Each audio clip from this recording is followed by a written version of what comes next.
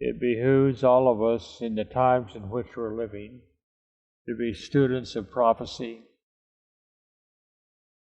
You need to study prophecy yourself and know what it says. Know what you believe about prophecy. One of the things that haunts me is when I study history and I see what happened to the Jewish nation. Do you understand that one of the reasons that the Jewish nation was not ready to receive the Messiah and why they rejected Jesus was because of their misinterpretation of prophecy?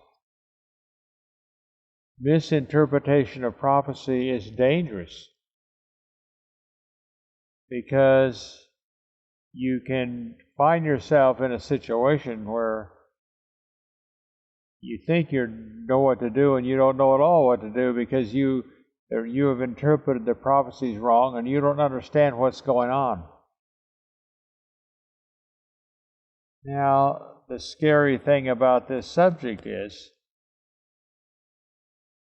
something very similar has happened to the Adventist Church in the last 80 years as happened in the Jewish church during the 200 years before Christ came.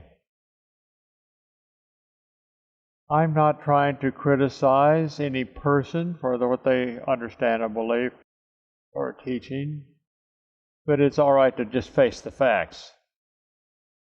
Our pioneers had very definite understandings of prophecy, and I'm not saying that our pioneers were all correct in every detail of their understanding. I'm not saying that.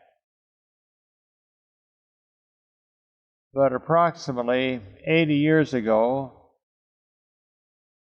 completely different teachings of prophecy were introduced into Adventism by an Adventist minister by the name of, his name was Weir. I'm not trying to criticize Weir, but when I was in college, when I was in the seminary, these books they were being distributed. So he had new interpretations of the King of the North. He had new interpretations of all kinds of things in Daniel Revelation. And his understanding of prophecy was adopted by Hans Laurendale. Now, he was one of my teachers in the seminary. I know him quite well. He's dead now. I knew him quite well. And so when something is adopted like that by a leader in the seminary, it becomes popular in Adventism. So today, very few Adventist preachers or laymen believe what our pioneers believed about prophecy.